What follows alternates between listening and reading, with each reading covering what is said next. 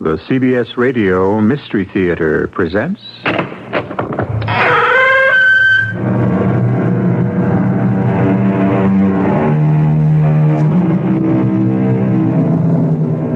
Come in. Welcome. I'm E.G. Marshall. If you think you're being sympathetic when you tell someone, I know exactly how you feel, think again. Most people will come right back with, you don't know how I feel. How could you know? I'm different. It's good to express one's individuality, but to insist upon being different can bring about unbearable loneliness. A person can be lost without an alter ego, someone to confide in. And it is not always easy to find a confidant, especially for men who are far from home, such as those we are about to meet aboard a sailing ship.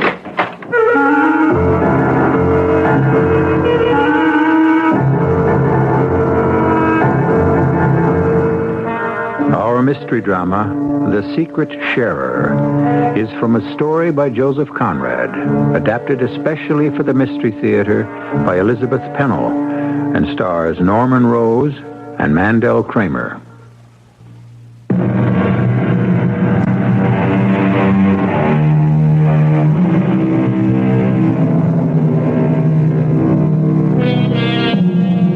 Joseph Conrad was acclaimed for his powerful stories of the sea.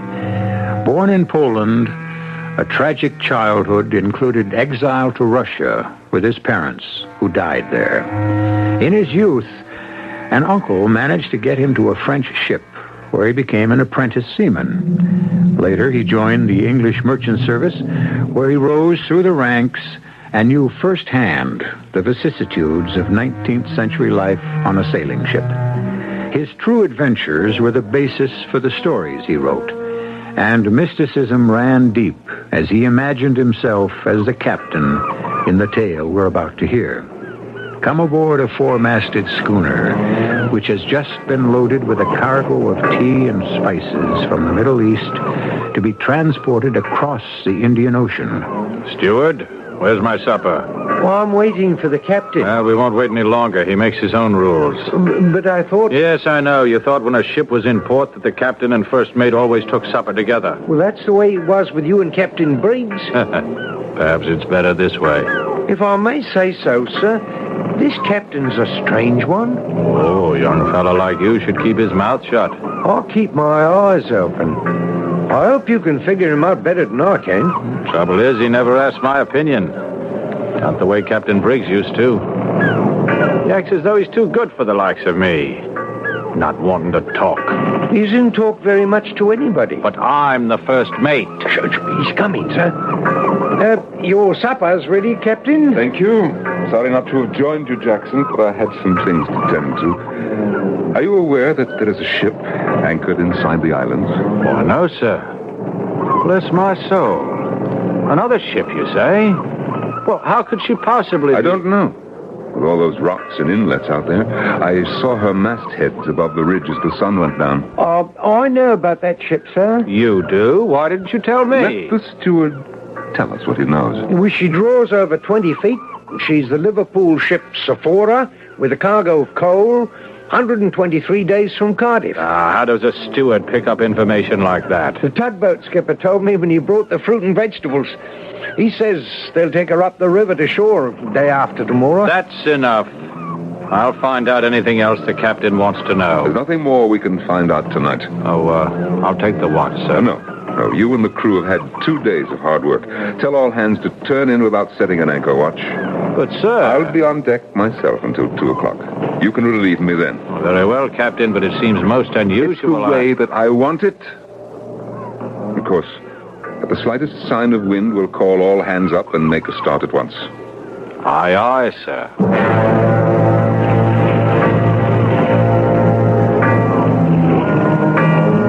It was good to be alone on deck, away from the chatter of that dim-witted first mate. The riding light in the fore-rigging burned with a clear, somehow symbolic flame in the mysterious shades of night. I was master of my soul, but not of my ship. The appointment had been too sudden. They summoned me when Captain Briggs was carried ashore with a fatal illness. I'd been in command for only a fortnight. We were still in the harbor. The crew had traveled together for 18 months and resented the newcomer. I moved to the rail and lit a cigar. Oh, damn.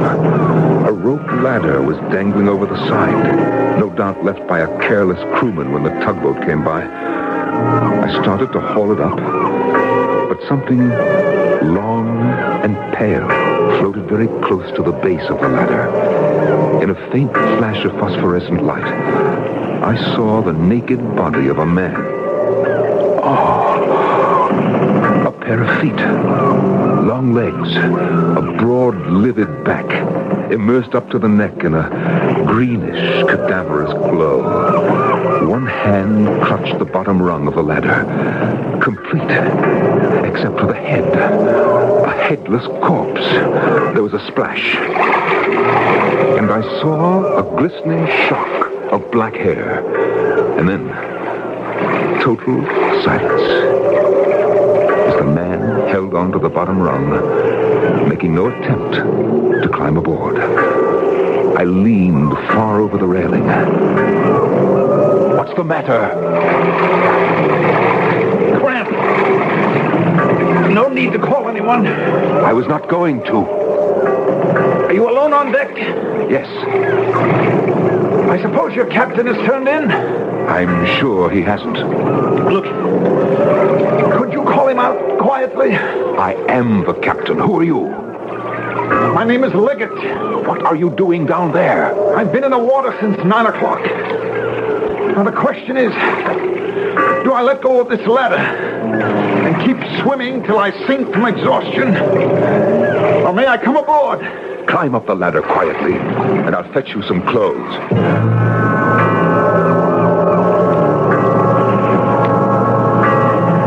Tell me, Captain. Keep your voice down. No reason to summon the crew. Here. Put this on. Well, you must have been expecting me. These pajamas are just my size. They're mine. Now, tell me what you're up to. Well, it's an ugly business. There's a ship over there about a mile away. I'm aware of that. The Sephora. Yes. I'm the mate of the Sephora. At least I was. I can only assume that something's gone wrong. Very wrong. I've killed a man. What? You deliberately took a man's life? I didn't deliberately do anything. And to call him a man would be... No, calm down. If you cause a commotion, I'll have you put in irons. Well, it's obvious that I'm at your mercy. I have little use for a man who gives way to fits of anger. As do I. Anyone trained at Conway learns how to curb a temper. You are a Conway boy? Yes. Well, I learned discipline at Conway, too. Although it must have been several years before your time. Then you know. I know that murder is a very serious charge. Now, you'd better tell me your story from the beginning. Our creaking old ship was caught in the teeth of a devouring gale. A hurricane tore the canvas and howled like 1,000 fiends. Pull on the sheets before the mainsail start away! They'll have to haul in more than the mainsail, Captain. The mast should be bare as posts in a sea like this. You there! Tend to the shrouds! Captain, the foresail. We'll have to reef it or she'll keel over for sure. The sea is gone mad! Every man for himself! We're lost! There's never been such a sea! Sailor, give me a hand. I'm not going out there in a wind like this. Do as I say. Grab hold of this halyard. No, there's a bigger one coming. A wave a mile high. All hands to the rigging! I repeat, all hands to the rigging! Don't let go until we make a start. You heard the captain? Hold! Damn you, I ought to put this rope around your neck. Now that it's tight, I'll take care of you with my bare hands. Here she comes. Look out! You down below! Look out! Hang on, everybody! Hang on! For dear life!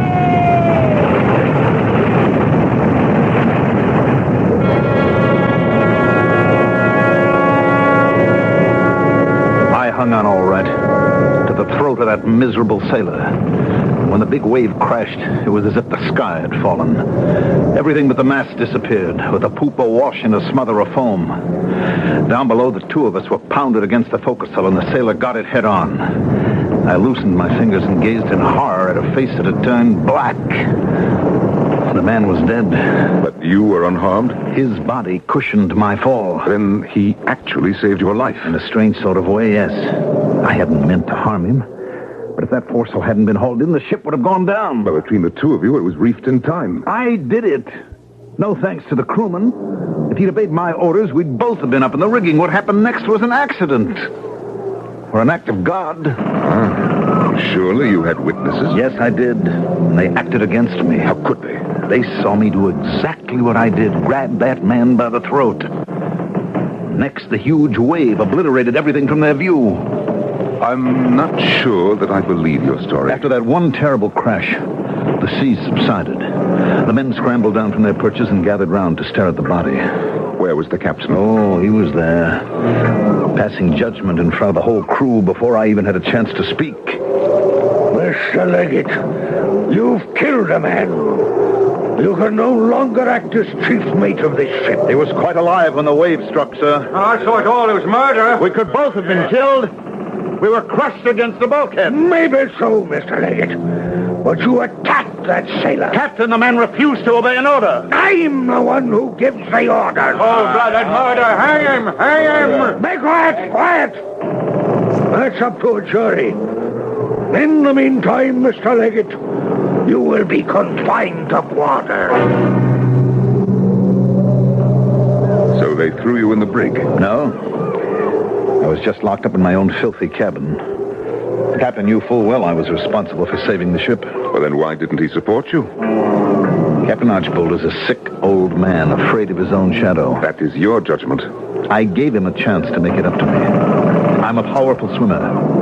When we were passing through the Straits of Java, I asked him to let me escape. You must be crazy to think you could run away. You're only making matters worse.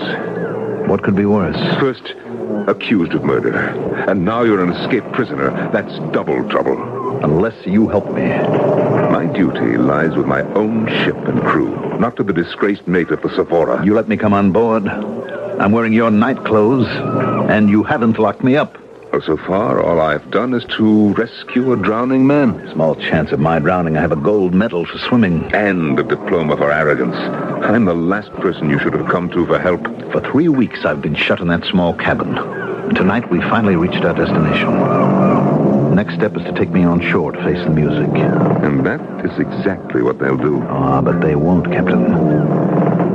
I feel in my bones there's a reason why fate has brought us together. I have not said that I'll help you.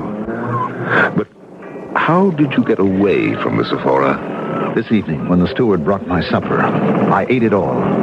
Then I made a discovery. Miracle of miracles, he left the door unlocked. I crept out on deck, wanting nothing more than a heaven-sent lung full of fresh air. And then sudden temptation. I kicked off my shoes and plunged over the side. I started for shore, but that meant capture. So I shifted course and swam underwater until I reached the shadow of some rocks. There I pulled off my clothes and set them adrift, hoping they'd think I drowned. And then? There was no place to go. I didn't like the notion of swimming round and round until I gave out, and I didn't mean to go back. I saw your light and swam toward it. Then I saw your ladder. What luck! Imagine a ladder hanging over at night on a ship anchored out here. You are a fool. Don't you know that they'll come looking for you? Of course. Captain Archbold will have a search party out at daybreak. Yes, and I am the first person he'll come to see. Sign me on as a member of your crew. Aren't you about ready to take off? You are out of your mind. My crew is complete, and we can't weigh anchor without a breeze. Why, we may be here for days. Then my goose is cooked. It's time for the first mate to take over the watch. I might just... Shut up! Hide in that passageway. I'll join you in a minute. Did you say something to me, Captain? Oh, why, yes. Jackson, come over here. I want to show you something. Yes, sir. Take a look at this. I found a ladder hanging over the side. Oh, bless my soul. Must have been there since morning. I'm sorry about that, sir. Don't let it happen again. I'll speak to the second mate. He's the one who's never in mind. charge. Never mind. Just haul it in. Yes, sir. As soon as it's light, I'll take a sharp look at that ship you say is anchored nearby. You do that, Jackson. Good night. Good night, Captain, sir. Come along. Follow me. And don't say a word. Our captain has decided to keep his unexpected passenger hidden from the crew.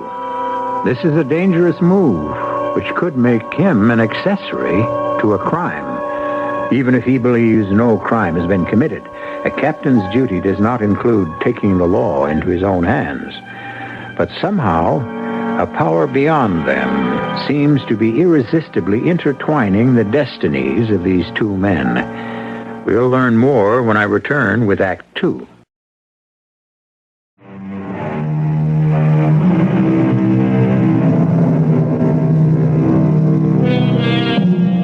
In the middle of the night, a man has emerged from the sea. And although the captain of a schooner has taken him aboard, there is no assurance that he has found refuge. This man, named Leggett, is wanted for murder.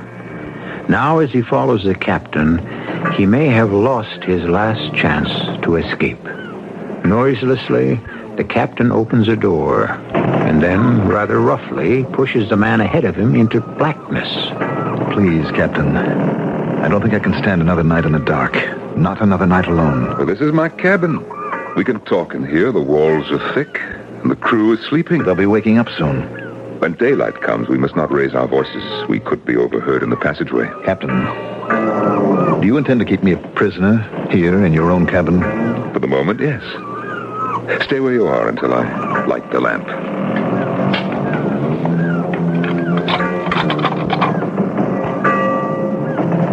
Say, I've never seen a cabin like this. Well, this is 10 times bigger than anything on the Sephora. Or on any other merchant ship. As big as a ballroom. And certainly no place to hide. The perfect place to hide. Observe that the cabin is shaped like an L. But everything is so open. Even this large closet. Well, note how it's placed. In the arm of the L, where it can't be seen from the rest of the room. Not bad. Oh, you haven't seen the best. A bathroom. I don't know how many ships you've sailed on, but where did you ever see a tub like this? Why, it's marble. It's the whimsy of a former captain, made in Greece. I could fall asleep in there right now. Neither of us has had any sleep. Climb into my bed and I'll rest on the couch.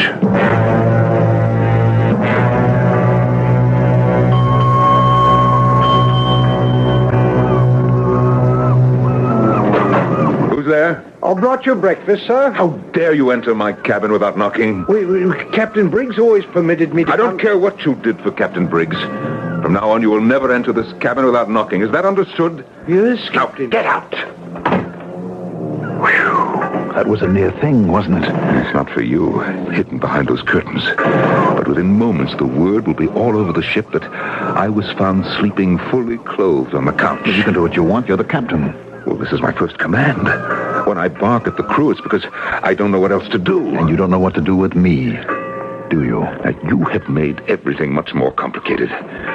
Here, you can finish my breakfast. I'm going on deck. The steward will find me when he comes to get the breakfast things. He will, unless you find a better place to hide. Your bathroom, of course. The towels are changed every day. Well, then what am I to do? I've got to leave you to your own devices. But there's still the closet. In back of the clothes or behind the chest.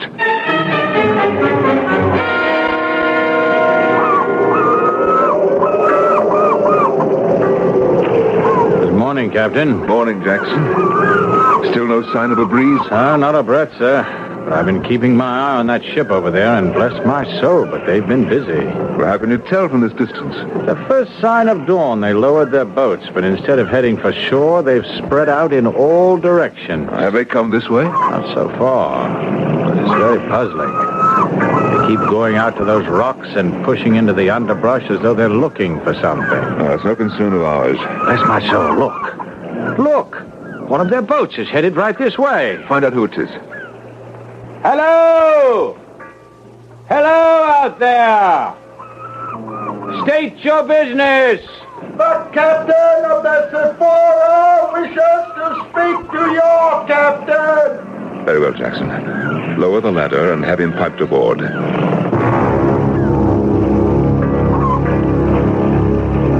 Captain Archbold of the Sephora. Welcome aboard, sir. You are captain of the ship? At your service. I would have expected a much older man. Well, unfortunately, my predecessor, Captain Briggs, is dead. Oh, yes. Captain Briggs. I've heard about this ship. One of the prides of the fleet. I'm honored to meet you, sir. You honor us with your visit. Although I must warn you, Captain, that we are ready to move at the slightest suspicion of wind. Well, be grateful that the elements are kind. The storm we've been through is enough to sink a battalion of ships. We were saved by God's mercy. Is there something I can do for you, sir? Take me to your quarters where we can speak privately.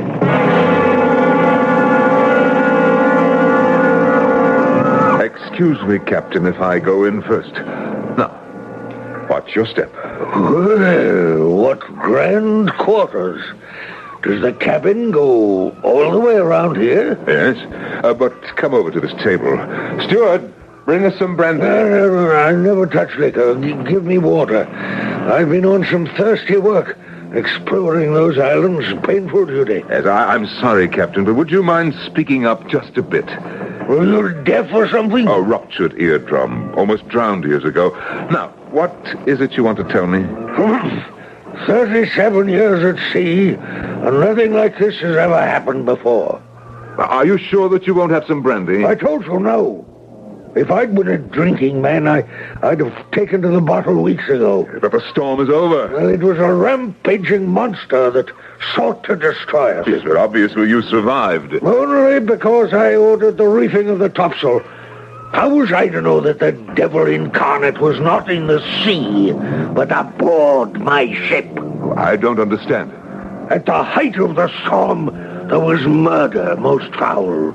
Murder on a ship under my command.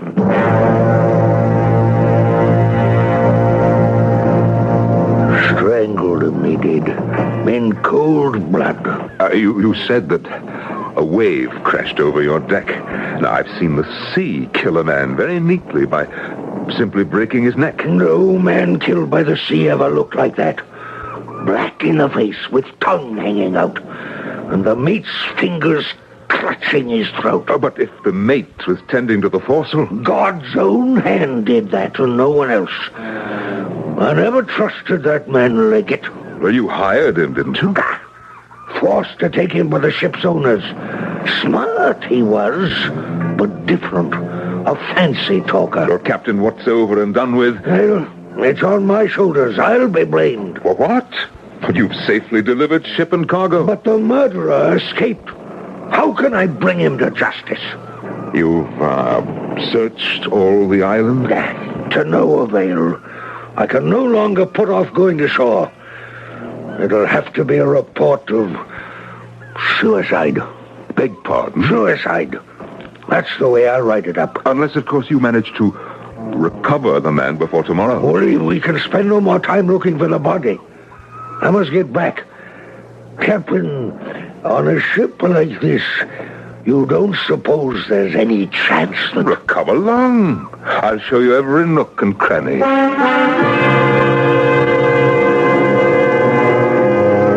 I took him everywhere, without once giving him a chance to pose the question I was sure he meant to ask. And at last, he was boosted over the rail and started down the ladder.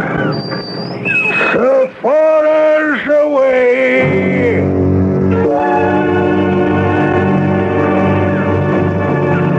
Sir, we've heard a most extraordinary story from the crewman with that captain. Yes, I'm sure you have. A horrible affair, isn't it? Yes, it is. These fellows had some idea the man was hidden aboard our ship.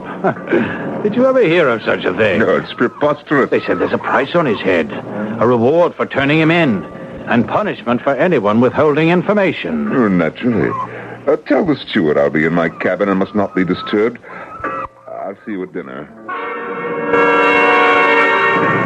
Leggett, thank the Lord it's you. I'm so cramped from that closet I can hardly move. Why didn't you turn me over to Archibald? You meant to, didn't you? That was never my intention. Didn't I get him to speak up loud enough for you to catch our whole conversation? Everything. Especially when you said I could be captured alive. What better way to throw him off the scent? Had he asked me straight out if I had seen you, I could not have lied. I'll be damned. But if you lied to me, I admitted the man was dead and my hand was around his throat. You also said you gave the order to reef the topsail. I swear I did. Archibald may think he gave the order, but he never did. He stood there and whimpered about our last hope. Whimpered. With the sea gone mad like the end of the world. Something had to be done. Someone's coming. Captain, sorry to disturb you, sir, but I think there's enough wind to get underway. Call up all hands. I'll be on deck as soon as possible. If there's really a breeze... If there is really a breeze, we'll all be very busy. And I'll be more of a prisoner than ever.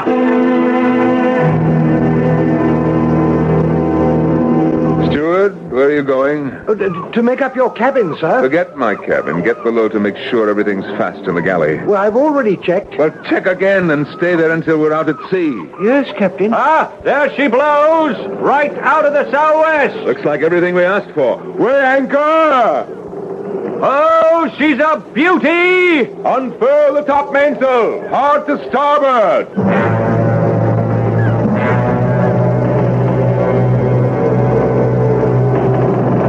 I thought your first mate would never leave. That damned marble bathtub is cold when there's no water in it. At least it's better than the closet. Oh, I hid there, too, when the steward came in. I told him not to come here until we were out to sea.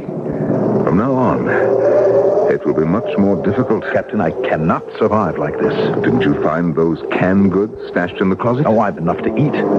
But I can't go on. I've had more than I can stand. I know now why you're protecting me. If you're so smart, tell me why.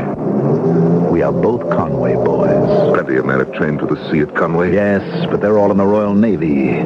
You and I are mavericks. We don't belong. I chose my own way. So did I. I didn't invite you to swim to my ship. But you let me come aboard. Only I didn't know that... Found out. We're outcasts, both of us. And whatever I'm guilty of, you're just as guilty, and we're both doomed. This is my ship. And I can do what I choose. Can you? You didn't feel that way yesterday. But I do now. And you can stay in this cabin to the end of the voyage. Oh, no, Captain, not me. My freedom is very precious. But it's not here, cooped up in your closet or bathroom. I'd rather give myself up. You can't. Not now. The ship is under sail, and it's a long way to home port. Why, if you revealed yourself, the crew would mutiny. That would be a noose round your neck, not mine. All right, we'll find a way. I promise you we will. If you and I are so much alike, we'll work this out together.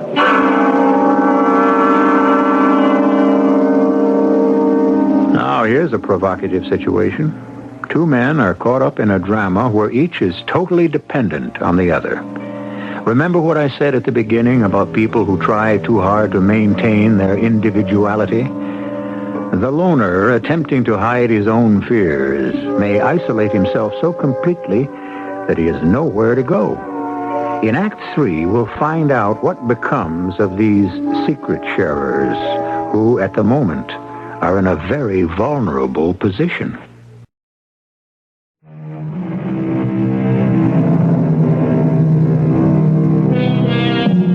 For the next 4 days, the captain was a happy man, dangerously happy. For the first time in his life, he had a close friend, a man he could talk to.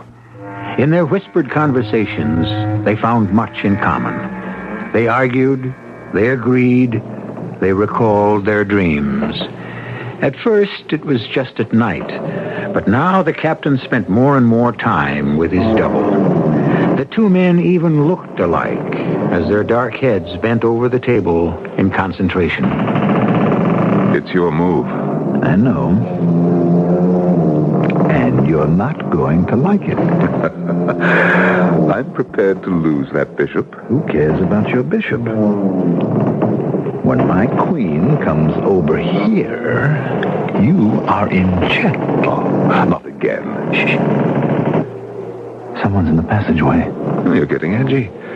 They're all at their posts. Well, they may be spying.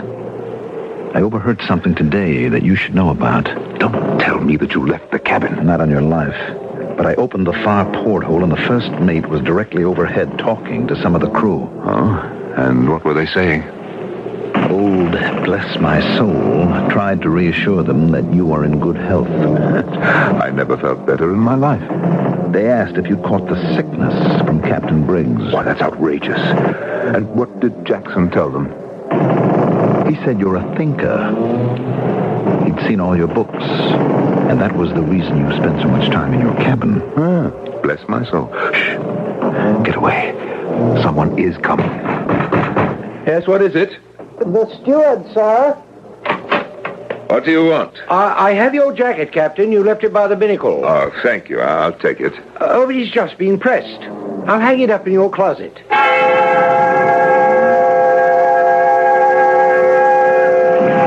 Mr. Jackson, sir. Yes, steward? Do you play chess with the captain? I don't know how. Why do you ask? Well, when I was in his cabin just now, there was this chessboard with all the pieces set up as if... Well, I've heard that it's a game people can play alone. But I could have sworn there was another chair. And two glasses on the table. I'm relieved to know that's what the captain's doing instead of lying sick in bed. But he is sick, Mr. Jackson. All I did was hang up his coat in the closet, and he stood there all pale and trembling as if he'd seen a ghost. Take a look at him now. Striding across the deck. Jackson, I want a word with you. Yes, Captain? Do you recall our plan for going through the Straits? Well, I know how Captain Briggs would do it, sir. No, what we talked about yesterday. Yesterday, Captain? Yes, when I showed you the chart. Begging your pardon, sir. But you did not show me any chart. And then I remembered it was you who studied the chart. I've been over it all again. And the place for me to be marooned is an island off Quintano. Marooned? Oh, you've been reading Daniel Defoe. Remember, I've been drowned. It would never do for me to come to life again. Only you're very much alive. I was brought up on the Bible, and I've been driven off the face of the earth. As I came at night, so shall I go. It's impossible. You can't. Not naked like a soul on the day of judgment, dressed in your sleeping suit. And I am a swimmer. The last day is not yet. I must leave tonight. It can't be done. At least not until tomorrow night. I knew you'd understand. But the ship is on the offshore tack, and the wind may fail us. No, we're still much too far out at sea. I'll manage. Not without my help. I'm counting on that.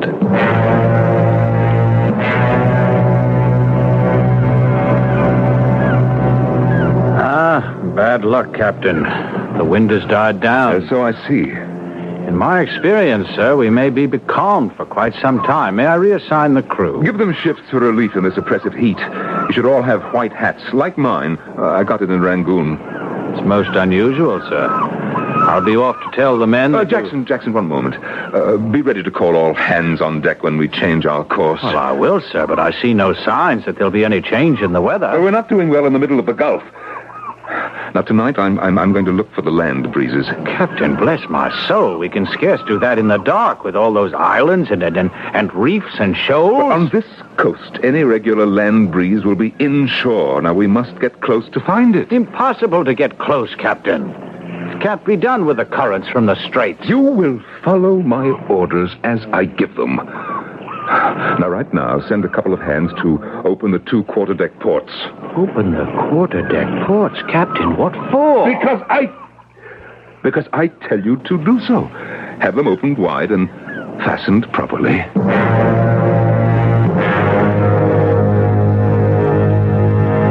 By now, the whole ship must think you're out of your mind. You've gone too far. This plan of yours is much too dangerous. I shall stand as close in as I dare and then put her round. What will I be doing? Presently, I'll smuggle you out of here into the sail locker where there's an opening. A sort of square for hauling the sails out. And it is never closed. Someone is sure to see me. Just before tacking, when the ship is dead still, you'll have a clear road to slip overboard through the open quarterdeck port. Now, Use a rope's end to lower yourself into the water so there'll be no splash. Promise me not to go too close to shore. You talked to me about duty. Now you're risking ship and crew. Yes. Oh, here. Take these sovereigns. What? I have 6. 3 for you and 3 for me. What would a swimmer do with... You never know what you need. Now, here. Tied in this handkerchief. They can be fastened to your belt. I must join the men at the supper table and try to pretend that I am perfectly sane.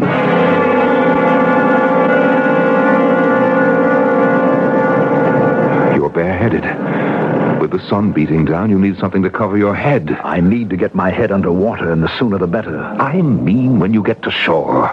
No trees on those islands, and the sun is merciless. After all these months under cover, I'll glory in the sunshine. You will take my hat. You see, the brim goes all around. Here. Now put it on your head. Captain, you are mad. A swimmer with a hat on his head. Well, then put it in your belt. You'll need it. And now, be off.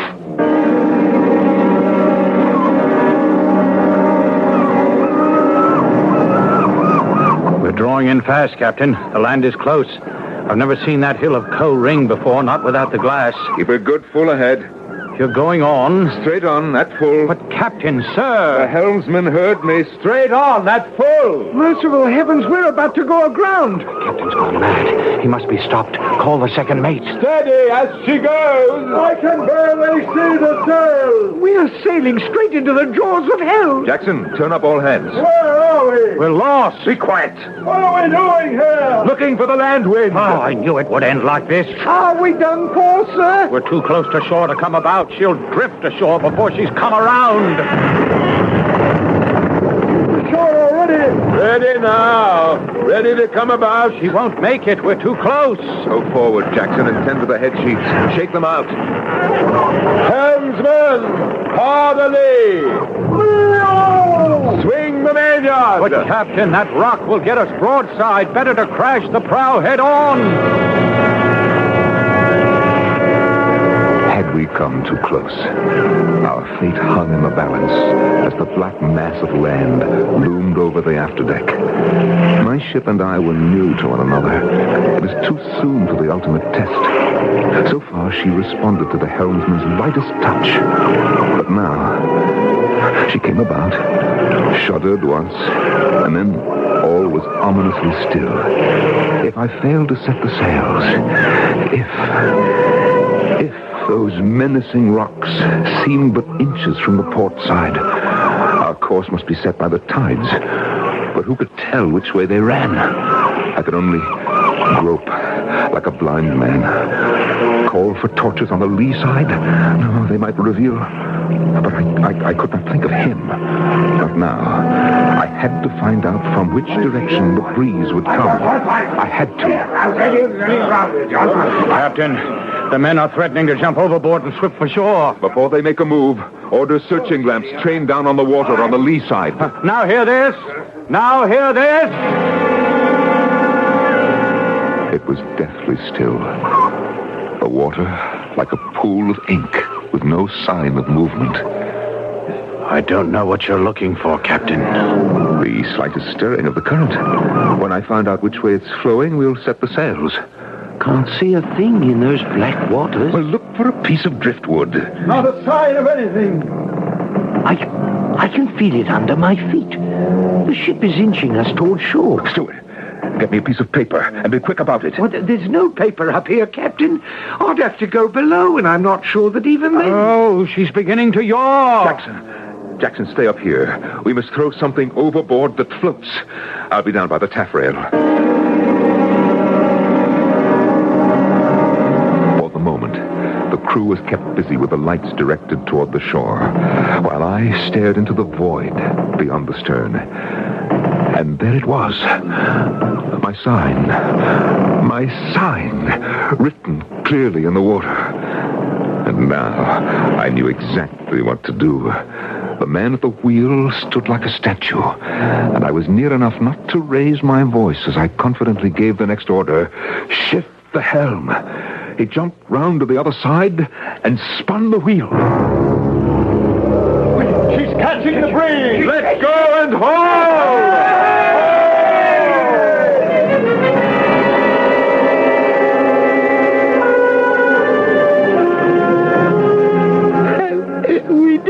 We did it.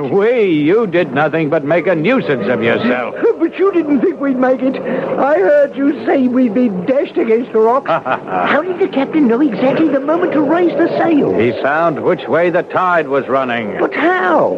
I stared into the water and there was nothing to see. Take a look out there. Even in the dark, it's still in view. Well, I'll be. What? That's the captain's. Of course. Jackson, now that we've picked up a brisk breeze, why don't you come to my cabin so we can chart out what looks like a clear course ahead? Thank you, Captain, and if I may say so, sir, this calls for some sort of celebration. Well, she handled very well. You did it, sir. Captain Briggs would never dared to do a thing like that. We could have stayed in the Gulf for days. I saw no reason to waste time in these waters. What you did was a stroke of genius. I was hard-pressed to know which way the tide would run. Well, bless my soul, sir. I'll wager there's not another captain on the seven seas would have had a hat like yours to throw out on the water.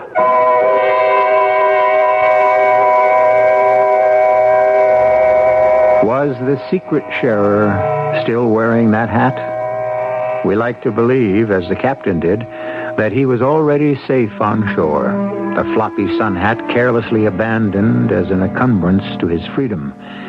But from that moment forward, the captain was indisputably master of his ship. He had pulled off a dangerous maneuver which gained the respect of every member of his crew. There is a moral to this tale, and we'll consider it in just a moment.